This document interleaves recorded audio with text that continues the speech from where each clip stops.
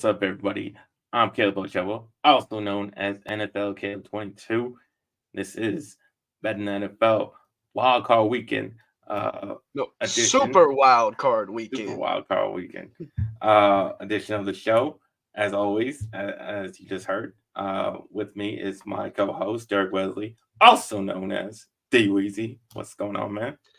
Man, ready to jump into these playoff lines. We've been grinding all season long, and I was even recently, just the other night, reviewing some of the futures episodes we did at the beginning of the season. And I gotta say, we was throwing out a lot of fire knowledge because going back through some of those episodes, we weren't right on everything. Oh Lord, we're not 100%. Gosh darn it. But I mean, there's a number of futures episodes where, with a lot of these teams, whether it be you, me, both of us, some of the guests we've had on, I mean, there's a lot of information that was close, if not right on the money, with some of these Yeah, out there. yeah. I feel like at least from my can say what I know. I remember what I picked. Um, we did get a lot right. I mean, I definitely feel like I got the NFC East correct.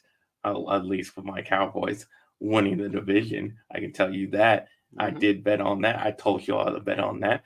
So if y'all just didn't want to believe me, said I was said I was being a homer, well, you guys just lost or Hmm. lost out on that opportunity. Oh yeah, Um, and I do have to say the AFC. I mean, boy, I had that on lock. I said at the beginning of the season, Bills would win 10 or 11 games. Sure enough, that didn't come all the way to the end of the season. They hit right on that 11. Said they'd win the division, make the playoffs. Took the whole season to get there. Also said the Dolphins would make the playoffs, and the Patriots would finish the season with a top five pick. Oh yeah, I think we were both down on the Patriots big time.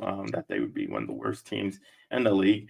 Also said the Bears would finish in last in that division. Very proud about that. I mean, everybody could have, and then everybody could have bet on the Cardinals, especially last in their division. The one I got completely wrong is the NFC South. This NFC South, I was god awful terrible. I will say the Saints ended up doing slightly better than I expected, but we said it back then at the beginning.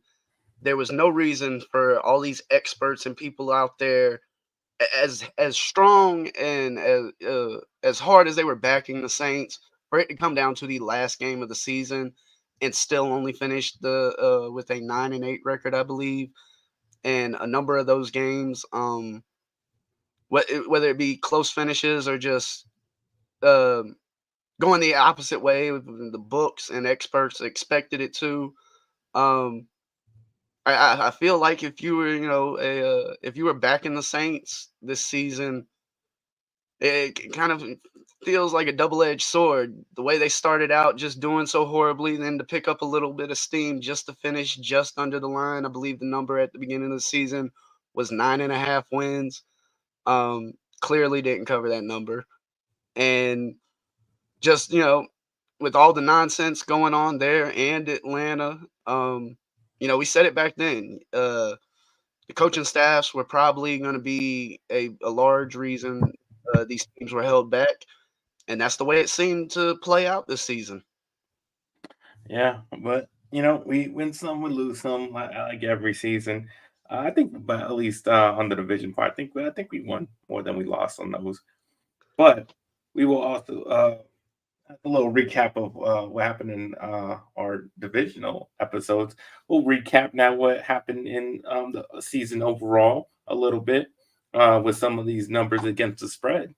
And the favorites overall against the spread were 137, 122, and 13 for a 52.9% winning percentage against the spread. Home teams were 128, 131, and 13, only a 49.4% winning percentage there. So the away teams actually did better than the home teams. And that's what we've been saying. Well, at least that's the question I brought up to you even last year. Is there such thing as a home field advantage anymore? At least against the spread, at least when you're talking about spreads. Does that 3 points that they get they give the other team. Is that legit anymore? Because at least for this season, it doesn't seem like that spread should hold, or that maybe the teams should be giving that 3 points. Maybe it should be maybe one, maybe two, but at least according to what happened this season, maybe it should not be three anymore. Um, and Or wait, potentially, maybe only in isolated situations. It was something I heard the commentators actually bring up this past week. I believe it was during the Dallas game. Um, Basically referencing what we've been saying pretty much all season long, that home field advantage is dead unless you're one of a handful of teams. You know, a team like Dallas where you have that big, strong home crowd. Um, a team like Seattle, where even in down years, that crowd is infamous for making noise, getting loud, showing up on the Richter scale, literally. Um, the Chiefs being another one.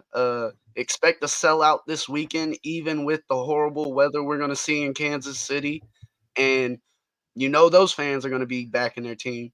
So, in my opinion, I think, like I said, outside of a handful of instances, I think you can scratch home field advantage off, because speaking as a Panthers fan who for the past couple of years was at a number of Panthers games and has followed basically the attendance of games, how many fans of both sides, and I got to say, for a number of years now, the Panthers haven't had a home game because that stadium at minimum half full other team. As far, it's not a 50-50. You see more fans of the other teams regardless of where that team might be located. A Minnesota, um, where I think is a great example, where not necessarily the strongest fan base, a good fan base, but one that's, I don't see too many people traveling from Minnesota to get down to the Carolinas to catch a football game. Um, Now, yes, a team like a Pittsburgh, infamous for their fans traveling. But yeah, I think it's a little legitimate question, or well, question and statement to say home field advantage is dead, y'all. yeah. You can even see it in this number. Away favorites against the spread were 54, 45, and 6. 54% winning percentage. That doesn't seem like a lot. But in terms of betting, 54% is quite a lot. At least in that advantage wise. Yeah, those road favorites definitely we're hitting against the spread there. The overs, like we said, the overs and unders. Overs hit 122 times. The unders were 147 times. The unders were hitting at a 54.6%. Again, doesn't seem like a lot, but in terms of betting, that is a lot. Um, yeah, so we said it all season. The unders were hitting a whole bunch, almost at a record pace, all the way up until like the final weeks of the season, where we saw finally the over start to hit. But after most of the season, the points, the offenses were not scoring. That maybe that been doing for all the quarterbacks we've seen, all the backup quarterbacks, all the bad play. Um, you know, and that all contributed to why the unders were hitting so much. And maybe that continues into next season if we continue to see poor quarterback play. Maybe the unders hit next season, but yeah, definitely was the case in the 2023 season. Yeah, I definitely think there is, a couple factors that went into the unders coming in the way they did. Like you said, quarterback play. Something I've paid attention to for a number of years now. It was something I heard maybe a decade ago from a former player in an interview, talking about how the quarterback position was the least coached position in the NFL. Basically saying that if these guys don't come out of college ready, they're not going to get coached in the NFL. And I think that was on full display this season with some of the backup play we saw, because a number of these backups have been in the NFL for years, if not with the same team. Easton Stick comes to mind, and not to down him, But you would imagine that a player that's been with the same team for a number of years, it had this, Brandon Staley as the coach as long as he was there for his tenure. There's no excuse why this player shouldn't at least know the offense. Shouldn't, by no means would you expect him to go out there and play like a Justin Herbert. But for him to go out there and play as badly as we saw, I definitely think raises some eyebrows to how much coaching does the quarterback position see, because we've seen it in a number of teams over the years. Arizona comes to mind, where basically drafted a quarterback. Oh, he's not the guy. Ship him out. Draft another quarterback. Um, Minnesota this year. Yes, Hall going down with a concussion was, unfortunate. And yes, he's a rookie.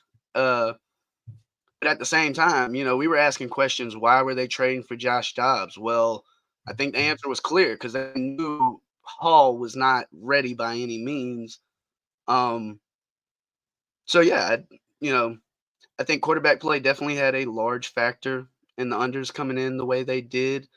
Um, at the same time, we could be seeing a bit of an adverse effect of NIL and the COVID year coming into play. Players getting an extra year of eligibility because of the COVID lockout and that COVID year, as well as you're seeing potentially some players stay another year or two at the college level because it's not that same dynamic of I got to get drafted to get paid. You know, Now of course there was a lot of backroom deals going on throughout the history of college football. Anybody that tries to deny it is a full-on liar.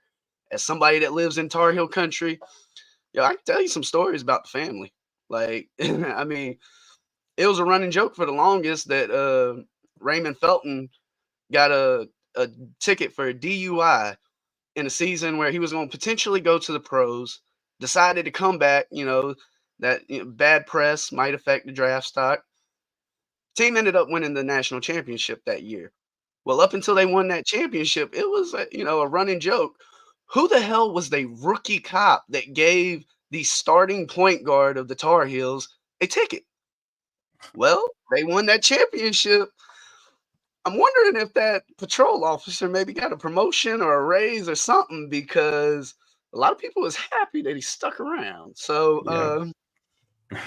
yeah, I definitely think NIL is playing a little bit of a factor. We've heard the talks about Caleb Williams over this past season, whether they be more than rumors. Um, just the potential of him staying an extra year is actually legitimate, because there's the possibility he might make more at the college level than as an NFL rookie. Um, I'll say what's up to Brandon Bisdell. What's going on, man? Happy to have you here. Um, all right, we'll get into the biggest upset of the week, and that came into my great delight when I watched the Eagles as a 4.5 point favorite at the New York Giants lose 27-10, and I was just so happy to be right on this bet. One of my best bets of the week, because I've just been enjoying this epic collapse of the Philadelphia Eagles. And I knew when Sirianni was started talking about whether he was considering resting his players that he could eventually do that, and that's what ultimately happened. They have lost 5 of the last 6, with this being the best way to end that little streak there, being blown out by Tyrod Taylor and the New York Giants. They were down 24-0 at half.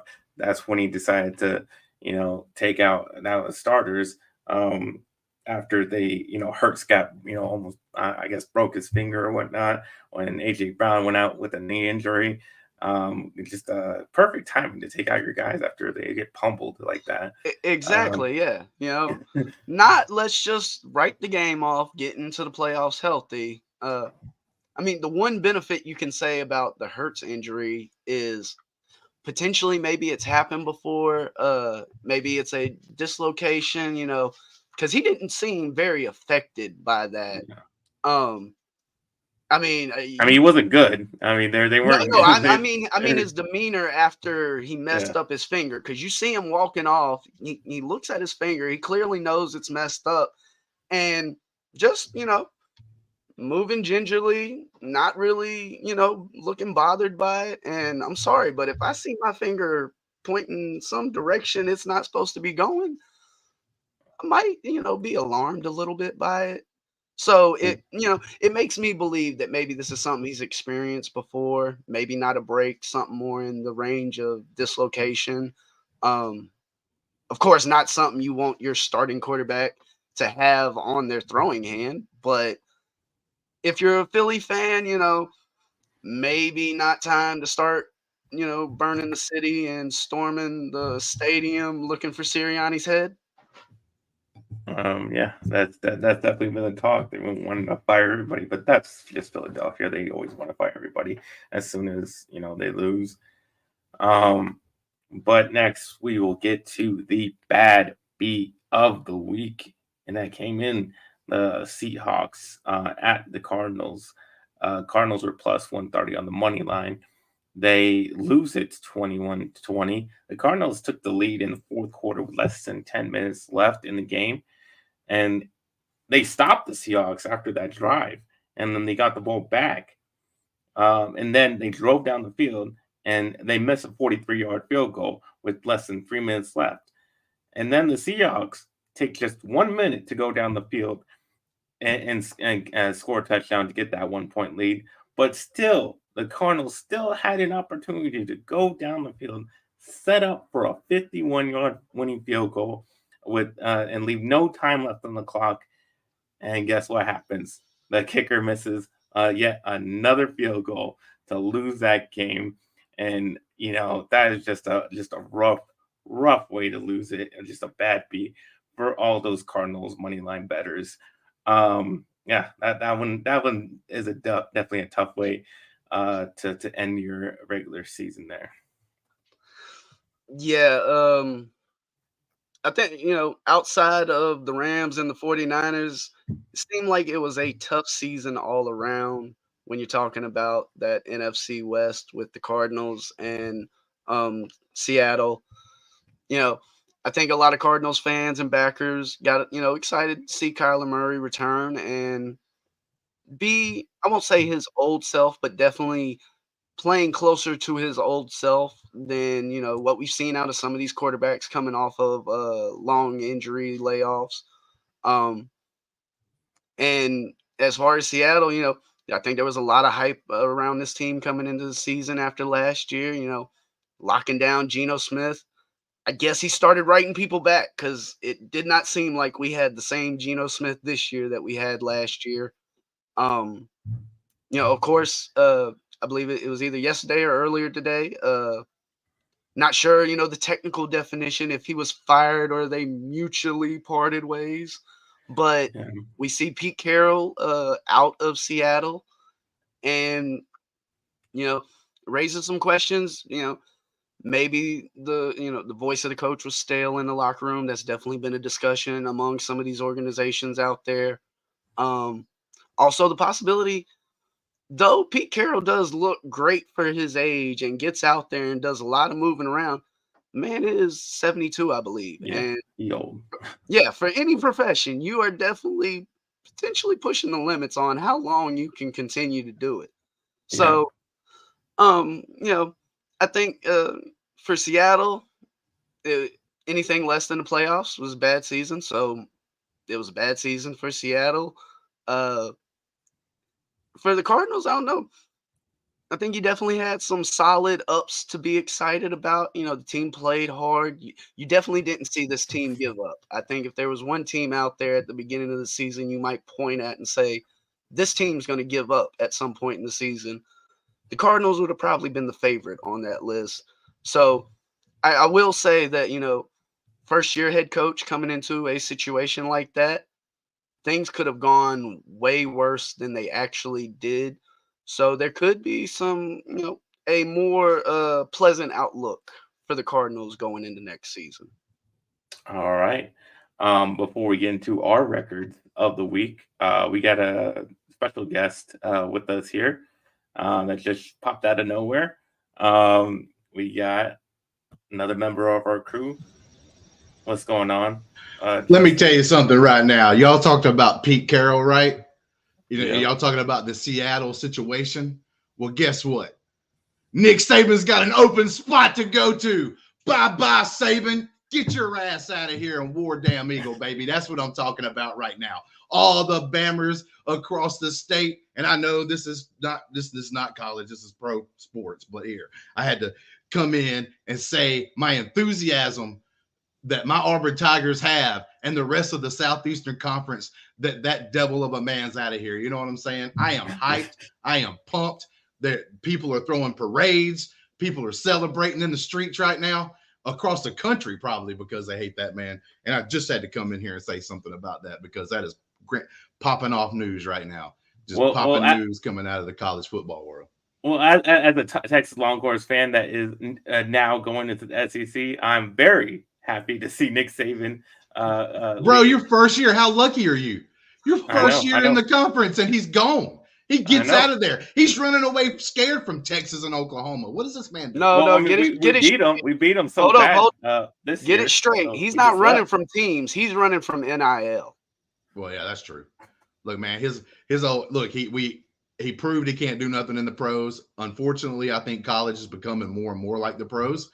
And like he's seeing the writing on the wall. He's like, well, damn, dog, I suck at the pros. College is almost fitting to be pro because of what we're doing with NIL and everything else. And yeah, I think he's just getting out of there. Getting out of there. Yeah, I mean, it was well documented. His beef with Jimbo Fisher, and just how much egg on his face he had to wear after some of the things he said, talking about Jimbo and his team. So yeah, I do think that the college they've been pros for a long time. It's just the collegiate level. But yes, it will be interesting to see how things move forward for Bama because it's already started with players decommitting. The transfer portal is open, and I would not be shocked to see a number of players hitting that immediately. Now, a name I did hear thrown out there, and for Texas Longhorn fans, they may not like this, but Sarkisian may be a possible suitor for that Bama position. No, man. I don't know if anybody. I'm gonna be honest with you here. I hope that doesn't happen.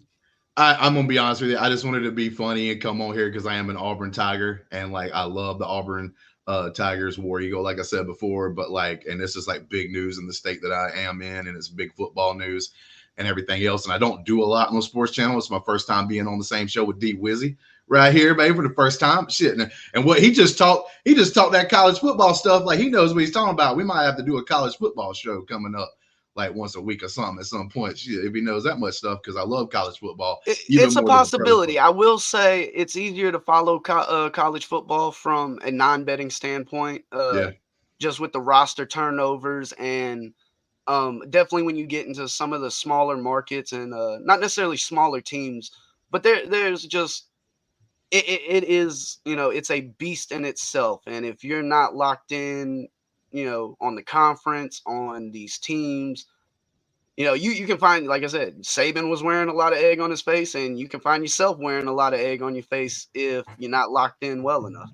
But yeah, I totally agree. Though it's shocking the college football world. Whereas like any team that's got what you think is a great coach right now should be almost scared because Alabama's going to throw whatever money they got, and they got a lot of it, at whoever they want to come down and coach there and stuff like that. And but like I said, man, thank you guys for giving me a moment because I don't jump on the sports side, even though I know a lot about sports. I don't jump on the sports side over here too often. But this was like some big breaking news today with Nick Saban and the Crimson Tide. And like I said, if you're an Auburn fan, you can celebrate. Although I'm going to be honest with you, as an Auburn fan, I want to beat the best while they're at the best, right? Like my team's been struggling, but I think we're on the good, like rising up.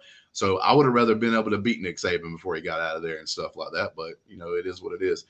But until then, man, y'all guys have a good one. Sorry I derailed the conversation for a couple of minutes. Not at all. Not at all. But y'all have a good rest of y'all show and keep it up, man. All right. Peace. All right. Now we gotta go over what we did this past week. Um, I finally ended the season with a winning record. I went 4-1 this week, so very happy about that. Um, yeah, my best pick, Jaguars at the Titans. Uh, Titans win 20-28. Had them plus 3.5. Yeah, I just knew. I mean, you had to get rid of that game against the Panthers when CJ Beathard was starting. You had to look at what Trevor Lawrence was doing, um, and he wasn't doing very much in recent weeks. I mean, they've had just as epic collapse as the Eagles have had. Uh, to mention the Jaguars, if I'm not mistaken, I'd have to double check. I did not see it personally, but another coach that is out. Um, I believe they fired Doug Peterson Okay. earlier today. Oh, I didn't even see that one. Yeah, let me see if I can pull it up. Now, like I said, I'm not 100% sure, but I do believe they're looking for a new coach in Jacksonville. All right. Let me see. Let me see. Yeah. Fire Jaguars coach. Reps team on. I see Deep. I see the other coaches. I don't see Doug Peterson. Okay. Like I said, I could be wrong, but I mean, I think that's just a Yeah, they great had a lot of example. coaching staff changes. Okay, maybe that's what I saw heard, but you know that shows just how bad a turn things took with the Yeah. Jaguars, especially the way the season ended for them. Yeah. So that was my best pick. Um, my worst pick was no. My only loss was the Jets at the Patriots. I had the Patriots minus 2.5. Yeah, I just didn't think if this is Belichick's last game in New England, I just didn't think he was going to go out like this. I mean, they played terrible. I know it was snowing and there wasn't a lot of offense, not a lot of opportunities to throw the ball, but the Jets just had to run it all over them. And that, as for Belichick as a defensive coach, that was just completely embarrassing. That performance. So to end if that is his last game with the Patriots, that is just a sad way to go out in New England. And I just didn't think it was going to happen. I mean, they had won 15 straight games against the Jets. I just didn't think it was possible for the Jets to win a game against the New England Patriots. But that was my only loss. So that was my only loss. It is what it is. I still had a great week overall. But before we get to you, we'll say what's up to Big Reg. What's going on, man? Happy to have you here. But now you can get to your record. Yeah, if I'm not mistaken, it was a 2-3 week. Not sure if I can say I had a good win, but definitely had a bad one. That's for sure. I mean, I tried to back Cleveland and the Browns and that defense. Understandably, gonna have some starters sitting, and thought the game would at least be close. Uh, we said it coming into last week.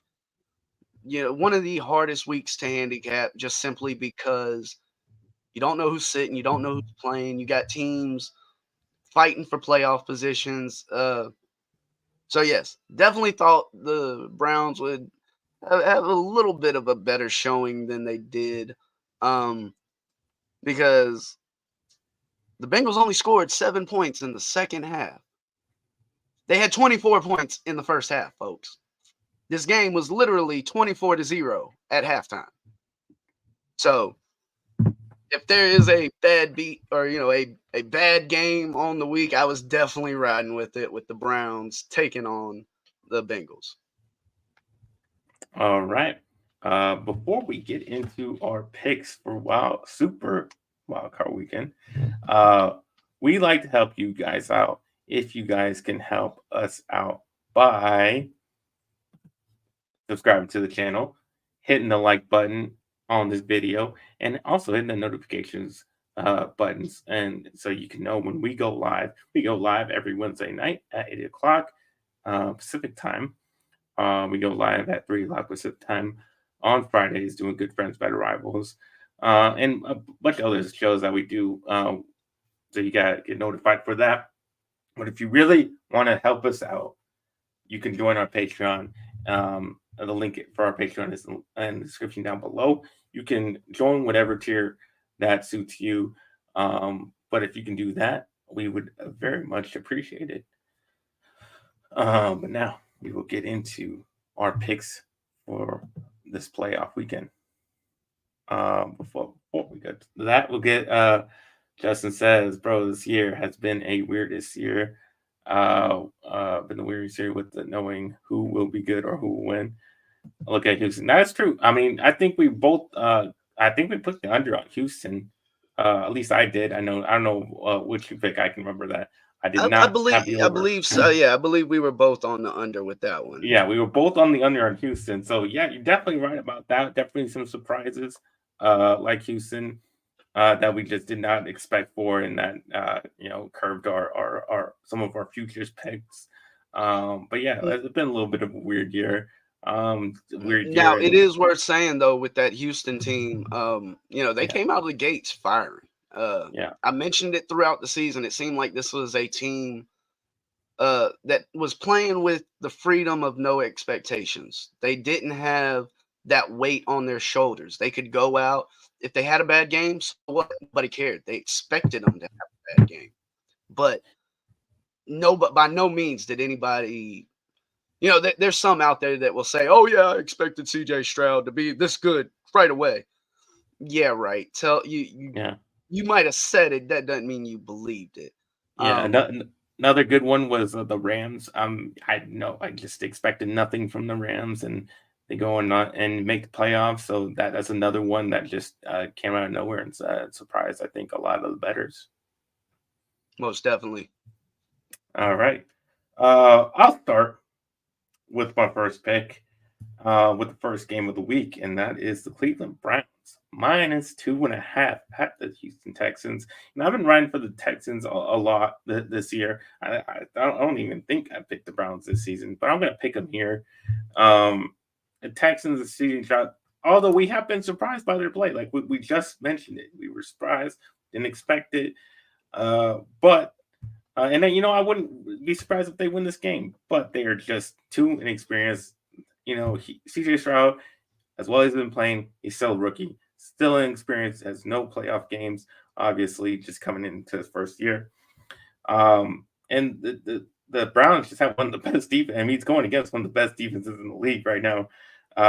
They are number one in pass defense, and that's what the Texans do best. And if they can take away the number one strength of the Houston Texans, they don't got a lot left going for them. Uh, I'm also going with the trends that we saw. I just mentioned these trends earlier. Um, that the away favorites have been winning at a pretty high rate. That the favorites overall, that the away teams overall have been winning. So they are away. They're the away favorites. I like the numbers that we've seen throughout the season. So I'm going to take that. I'm going to just roll with the trends. And then overall, Browns 4-1 against the spread in the last 5 games, 10-6 overall, and Houston 4-5 at home against the spread this season. So not very good. So I'm gonna take the Browns. Yeah, we were just saying a minute ago, home field advantage is dead. And the Houston Texans, at least not yet, are a team that I would say have a home field advantage. Um, yeah, I think that's, -2.5, or excuse me, +2.5 for the Texans, I think says it all, where traditionally you might see just a flat three, maybe even a 3.5. But yeah, I'm backing the Browns in this game because, as you said, I think they didn't finish as the number one defense, but we're still talking about literally one of the best defenses in the league right now. And if they can limit that pass game of the Houston Texans, we saw all season long that the one area the Texans truly struggled in on the offensive side of the ball was running the ball. Um, a lot of people were high on Damian Pierce coming into the season. He seemed to disappear throughout the season. Seemed a little bit like a running back by committee, and even still, it was C.J. Stroud carrying the offense. So if you can not necessarily take away the pass game, but if you can limit that pass game, get pressure on the quarterback, I mean, forget making this team one dimensional. They're already one dimensional. They can't run the ball. So if you take away that pass game, it's going to raise some serious questions as to how will the Texans be able to keep up in this game. Um, I think potentially we could see similar to how you might handicap a Super Bowl hangover with a team, uh, a lot of energy and excitement and just effort put forth to making the playoffs. Um, Not to say that they necessarily reached their goal, but I'd be interested to see just how much fight and dog the Houston Texans still have in them after doing what after the accomplishments they've already reached. And That rest factor as well. The Browns basically, they rest their guys. yeah, They're coming.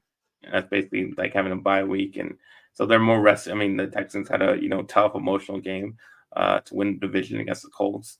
Um, so the Browns are kind of going into it with lot of their guys rested up. well So now yeah, the one player on the Browns that probably does not need rest, Joe Flacco.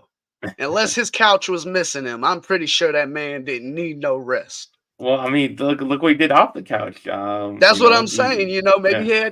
he had to go, get back in his spot, recharge them batteries a little bit. Yeah, yeah. All right. We'll get to the next game, and that is the Miami Dolphins at the Kansas City Chiefs. I'm taking the Chiefs -4. Miami Dolphins aren't just coming off a loss to the Bills. They lost the division. They lost playoff seeding. They lost key players on their defense due to injury in that game. They just got beat up all over the place in that game, which is it was a definitely devastating game for the morale and their chances of winning this game. We've seen Patrick Mahomes in the playoffs. He's one of the best playoff quarterbacks we've seen in the history of the NFL. And against this injured defense, I like his chances going up against them. They may, we've seen their problems in the receiving game, but it is Tua's first playoff game. And I don't think the Dolphins' explosive offense, with what we've seen, what the weather's going to be like, with that 0 degrees and that wind that's coming along, I don't think it's going to be very effective against the Chiefs' defense, which has been really good this season. And we just talked about the number one pass defense. Well, guess who number two in pass defense? That is the Kansas City Chiefs defense. So that explosive Dolphins offense is going to get taken down here.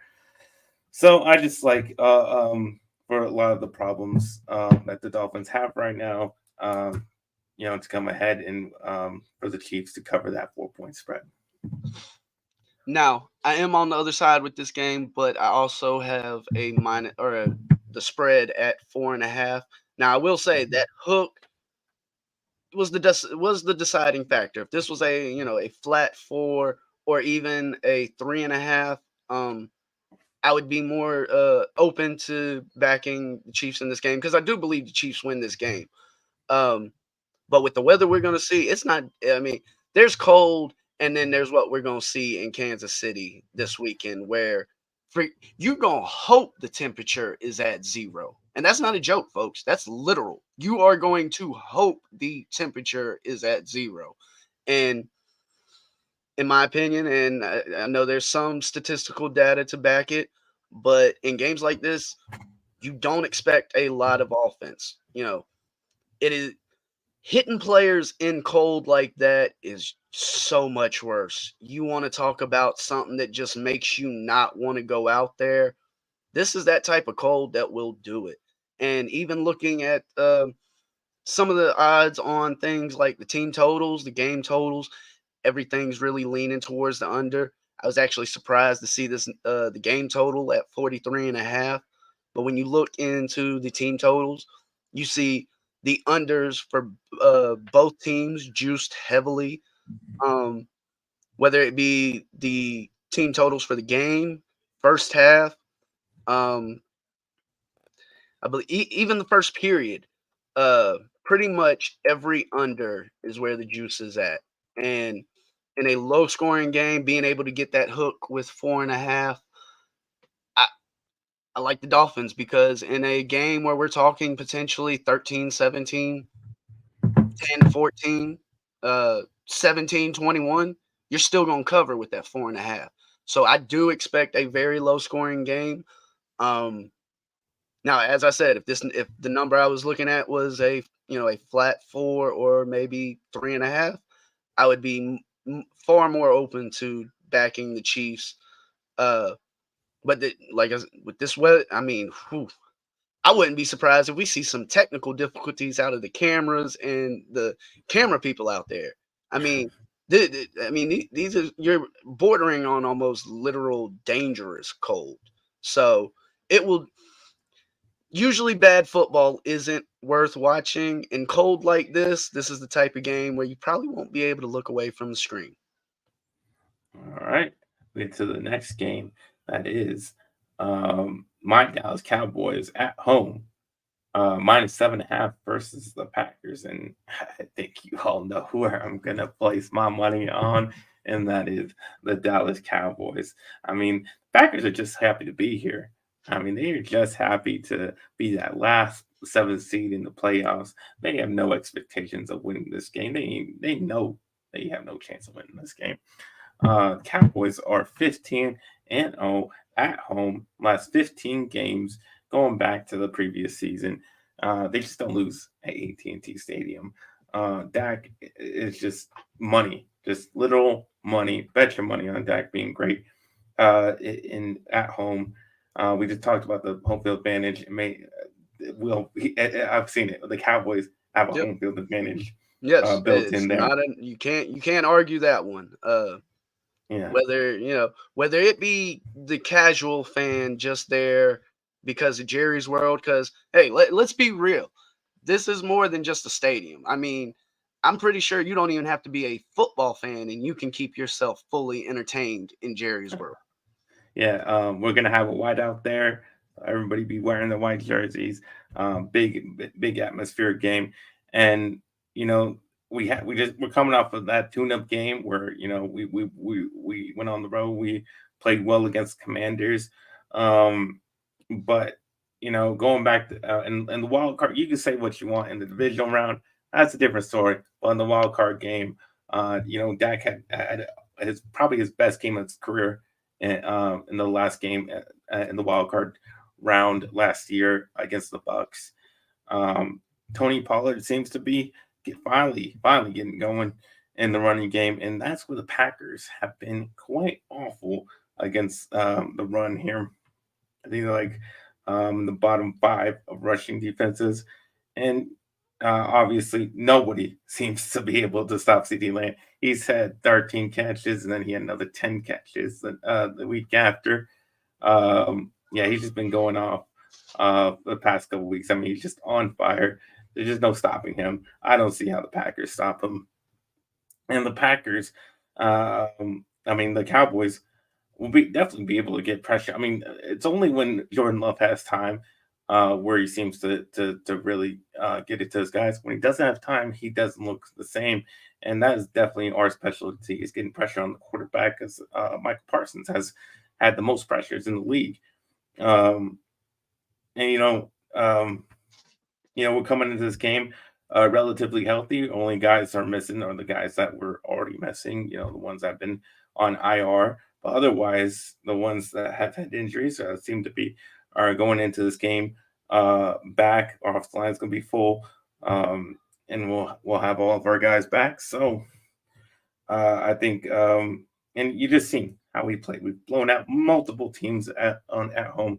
We're scoring 37 points. We're averaging 37 points at home. There's no shot. There's just no shot the Packers cover this spread. Cowboys -7.5.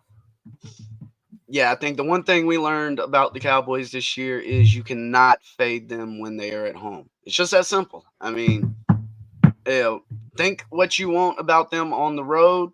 You can definitely make an argument in that scenario, but that ain't the case for this opening round game. We're talking about them playing at home, playing at Jerry's World. And even with in the playoffs, you usually don't see spreads this high. In my experience, you usually see this be the ceiling. Uh, some usually games being around that 4, maybe 3 range, as we see some of these games, 2.5, 3.5, 4.5, in that range. 7.5 is definitely starting to get up there. But I got to ride with the Cowboys in this game minus that 7.5. This year, CeeDee Lamb has probably shown that you could easily make an argument for him as a top 10 wide receiver in the league, if not possibly a top 5. I think the numbers back up that every year he's made improvements, or at least pushed himself further in that conversation of being one of the top wide receivers in the league. Um, it definitely showed towards the end of the season where they were able to lean on him more. As you said, you have there's not too many wide receivers out there that you see rack up double-digit catches in a game. Cooper Kupp comes to mind, and we've all seen how much LA likes to force the ball to him. And that hadn't, in my opinion, that hasn't necessarily been the case in Dallas. I think injuries on the offensive side have sort of affected them a little bit, but for the most part, this isn't like what we see with the Rams, where they're just trying to force the ball to CeeDee Lamb all day, every day. And you know, I believe they have the better offense and the better defense, and I see no reason why they can't cover this 7.5. And to top it all off, they're playing at home, so definitely feel better about that number. All right. We'll get to the next game. That is the Rams. I'm taking the Rams +3 at the Detroit Lions. Rams have been one of the hottest teams in the league. So, in the second half part of the season, Lions, I questioned Dan Campbell's decision making. The Lions decided to play their starters last week. And guess what? They get Sam Laporta hurt. That's one of their big main weapons that they have on offense. They kind of, that's their main thing that on their team is having multiple weapons to go to. And then and that's on top of already the questionable decision making that Dan Campbell made in the Cowboys game, going forward after the penalty happened. But, so this is just a clear coaching advantage for the LA Rams. As we've seen Sean McVay's, a great opposite mind. He's won the Super Bowl already. Stafford has won the Super Bowl already. So he knows how to play in these playoff games. And the Lions do not. The Lions, I just think ultimately they will be the Lions, and they're going to lose in the playoffs per usual. Rams 6-1 against the spread in the last 7 games. So I'm definitely taking the Rams. We'll be back in the Lions in this game. I mean, hey, you got to go out on a limb when you're taking a team that hasn't done something in 30-something years. Well, I go with the trends. So the trend says they're doing nothing. Oh yeah. I do not doubt that this is a pick that is going to buck the trends. But we're also talking about Matthew Stafford playing playoff football in Detroit, which, if I'm not mistaken, hasn't worked out too well in the past. And this is one of many revenge games that we'll see over the course of the opening weekend. And sometimes it's hard to handicap those emotions and not necessarily effects on abilities. But yeah, just looking back at it, and over the course of Stafford's time in Detroit, only had 3 playoff games. Nothing, yes, he was able to get some yardage put up in 2 of the 3 games, but on the flip side of that, 2 turnovers in one game, 2 interceptions in the first game, another interception in another game. So, it will be interesting to see how Matthew Stafford does returning to playoff football in Detroit, because he will not be getting a hero's welcome walking through the door in Detroit. This team, I can fairly say, this organization and fan base is probably already accepted moving on from him. Yes, he was able to go and win a Super Bowl. I'm sure there's plenty of fans out there that was happy for him for that. But he will be walking into the Lions Den come this weekend because I fully believe that every Lions fan out there is just waiting to see Stafford go down. And of course not by injury. I mean, they want to beat the crap out of him, of course. But -3, you know, this Rams team has been up and down throughout the season.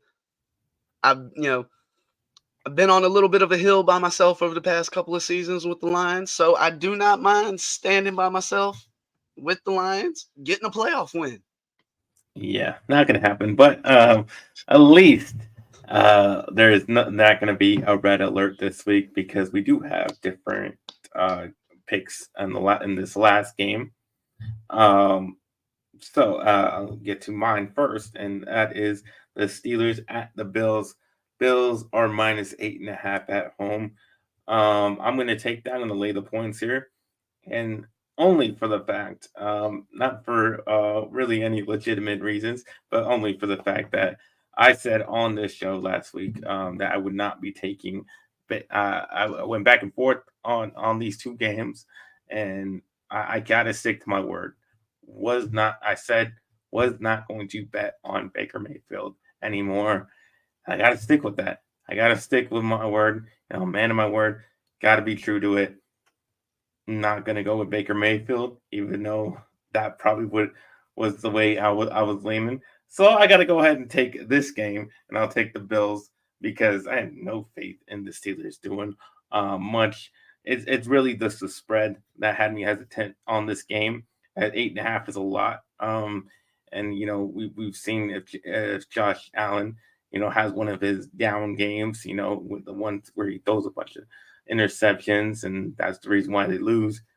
That's my only hesitation with this one. But otherwise, I definitely do think the Bills can blow them out. I mean, I just don't see how the Steelers score very much points. Their offense has looked, a bit improved with Mason Rudolph at quarterback over Kenny Pickett, but the Bills defense is a lot different than what he's seen. I think when the Bills win, they win handily. I think a lot of the time. And the Steelers, I just can't see. I just can't. I mean, they're just lucky. Like I said, they're kind of like the same thing as Packers. Kind of just happy to be here because they barely made it in. So definitely like the Bills in this way. Pretty much only for the fact that gotta not pick Baker Mayfield. You have no qualms out of me out of not backing Baker Mayfield. And I'll get into that in a second. But as far as this Pittsburgh Buffalo game, where I'm looking, they actually have a spread of uh -10 for Buffalo, which I mean is just wild. You heard me say 7.5 was a high spread for a playoff game. Yeah. We're talking about an even higher spread here. Um, yes, I think the lack of offense that we've seen out of Pittsburgh this year is a big reason why we're seeing a number like that. Also, we could see some very inclement weather. I don't know if they're calling for snow, but I do know they expect high winds. It's Mm, Buffalo in January, so I imagine that temperature is going to be freezing, sub-freezing, somewhere around that range, which definitely is not comfortable to play in. Better than playing in 0 degrees, but still not what you want to be out there playing in. I'm pretty sure there's yeah. going to be some people jealous of the temperature in Jerry's world versus playing somewhere like Buffalo or KC this weekend. Um, but yeah, yes, there seemed to be some improvement at the quarterback position. Some of that could be due to them firing the offensive coordinator at the time, Matt Canada, but also me personally, I hadn't been a big fan of Kenny Pickett, um, and I don't think we've seen much drop off or any drop off, whether it was Mitchell Trubisky going out there or Mason Rudolph, and that it's not meant to be a knock against the Steelers. But the stats don't lie. At minimum, they were on par for the same level. So, what I know they already announced that it will be Rudolph. But even if something occurs where we see injury or something, and we see Pickett getting sent out there, I still feel comfortable with the Bills in this game. Now, yes, I'm not on this game because of that massive spread. Um, Looking at some of the team totals and the game total on this one, a very low game total, just 36. The under is juiced slightly, but that's because you can only go so low on an NFL game.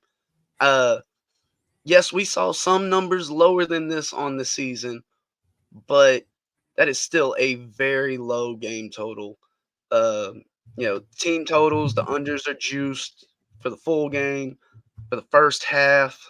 Um, you talk about it. The Pittsburgh Steelers have a first half team total of 7.5, and it's minus 240. The books are literally saying they won't get more than a touchdown in the first half of the game. So Tomlin's going to have to do something to get this offense going if they want to even have a chance of being in this game. Now, yes, Josh Allen can go out there and keep any team in a game, regardless of who it is, with the way he can turn the ball over. Because, yes, there are a lot of Allen fans out there that want to tell you, oh, he should be in the MVP conversation, leading in touchdowns. Let's talk about those turnovers. Yeah. Oh yeah, you led. Well, it's the Jameis Winston effect. Oh, he had 30 touchdowns. Yeah, he also had 30 interceptions. If you're turning the ball over just as much as you're putting up TDs, I'm not sure you can be a good player. MVP, no, you're not in that conversation. Now, moving into my last pick for the game, you heard my man say you cannot back Baker Mayfield. And if you needed evidence of that, just look at the last 2 weeks of the Carolina Panthers. Yes, that Jaguars team is nothing to boast about, and they went out and put 29 points up on the defense. Baker Mayfield and the Bucs couldn't even get the ball into the end zone, folks. 3 field goals on the game. Now, yes, it got them the W. It accomplished what they needed to do, but I'm sorry. If we're going to sit here and talk about how bad the Jaguars have been, especially towards the end of the season, the Bucs can't really say they've looked any better. And I think those 2 matchups, back to back like that says a lot because the Panthers didn't magically turn something around to shut the offense, shut the other team's offense down. Yes, there was an instance or two in the game where the offense for the Panthers could have put up some points. Actually, had a field goal, or excuse me, a fumble right at the end zone. Ball goes into the end zone, touchback, that scenario. So, of course, didn't see any points on that drive. But for the Bucs offense to go out there and only put up 9 points just screams like the Eagles. And yes, you quite possibly looking at another ugly game because this Eagles team did not finish the season strong by any means. As someone that thought they could cover the 11.5 at the beginning of the season, felt pretty damn good when they started 10-1. Turn around and watch them finish the season 1-5, fall half a game short. So definitely not too happy about backing the Eagles in this game, but sure as hell ain't gonna be backing Baker Mayfield. We'll say what's up to my dad. What's going on? Say what's up to Jay. He says Avero did all he could with a ragtag defense. Can't wait until he has some motivated dogs. You and me both, brother. Yeah, I mean, as far as the Philadelphia and Tampa Bay game, I just like I said, I gotta say one word, and it's too conflicting because I also said I said I wouldn't vote, I wouldn't bet on Baker Mayfield, but I also said I would fade the Eagles for the rest of the season. So I can't do both. I mean, one has to. But no, one actually, has to you can't. go. Hold up, you can. You stayed off the game. Exactly. So I can't. That's the only way that I can stick to my word is just stay away from betting this game, and that's what I did. That's why I did not bet this game, because I am a man of my word. We'll say what's up to Jose. Thanks for joining us. You're right here, ready for our recap of our 5 best bets of wild card, super wild card weekend. That is. And we'll go over it one more time for y'all. I have the Cleveland Browns minus 2.5 at the Houston Texans. I have the Kansas City Chiefs -4 at home versus the Dolphins. I have my Dallas Cowboys -7.5 at home versus the Packers. I have the LA Rams +3 on the road at the Detroit Lions. And reluctantly, I have the Bills -8.5. At home versus the Pittsburgh Steelers. Yes, and for my picks, going with I gotta get on. I gotta get some of this January Joe and the Cleveland Browns minus the 2.5. Sticking with the Dolphins plus 4.5. And I don't think we can call it the Ice Bowl, but I mean this has to be the modern day version of the Ice Bowl. I mean, So I I don't mean, think it's even close. I mean, people died at the Ice Bowl. shoot, people might die at this game if they don't wear enough clothes. What the hell are you talking about? But yes, back in the Dolphins plus 4.5. Um, Going with the Cowboys as they're playing at home minus 7.5, and looking to make a little history, at least for some Detroit fans that probably hadn't ever seen a team win a playoff game, and Detroit minus the 3. Now, something I do see just real quick, the book I'm looking at, they actually have a potential future lineup for the Super Bowl between the number both one seeds, the 49ers and the Baltimore Ravens. Have the 49ers as a slight favorite, -1.5. But I do believe that's just a sentiment that shows how strong this Ravens team is. Um, you know, a lot of people considered them, around middle of the pack before the season started, and I think that was a fair evaluation at the time. But we've seen this team skyrocket to the top, earn the number one seed, lock down the division. I mean, played very well for the most of the season. I mean, you looking at their season, not too many areas you're gonna find that were a big negative or a big letdown for the Ravens. I mean, of course, everybody knows about the 49ers and all the weapons they carry. CMC, they got Samuel Kittle. I mean, just a laundry list Yeah. of players that you would love to have. I know I'm a Panthers fan. I had CMC. Even on a bad team, the man was great. So, it's definitely an interesting line because though they don't have a money line up, basically saying whoever wins the game covers the spread because I don't think we would see a Super Bowl finish, on a 1 point, margin of victory. Yes, it's possible. We've seen a number of 1 point victories across the league, but I do think it's interesting to say because a lot of people have, been big backers of the 49ers. If I'm not mistaken, they've been the Super Bowl favorite in the futures markets. Um, Now Baltimore has moved up that list. I was able to grab plus 525 few weeks back, definitely few weeks before the season ended, and with them sitting at the number one seed, coming in playing strong football, got that first round bye. Looking at a healthy roster for the most part. I think it'd be interesting to see if we see both number one seeds make it all the way to the Super Bowl and get a rematch of that battle we saw earlier in the seasons where the Ravens went out there and won the game pretty handedly. All right. That'll wrap up our show. Um, hopefully, you guys get all your bets in before those wild card games start. But for now, you can tell the people where they can find you, DWeezy. Yep, y'all can reach me at Backyard Action Media here on YouTube and on X at the Yard Bets. You can find me at NFLKev22 on Instagram and Twitter/X. And you can find me on this channel doing Good Friends, Better Rivals on Fridays at 3 o'clock with Ferris Moonthunner. We've been off for a couple weeks. That's because Ferris doesn't want to show up because his Giants are, their season's done.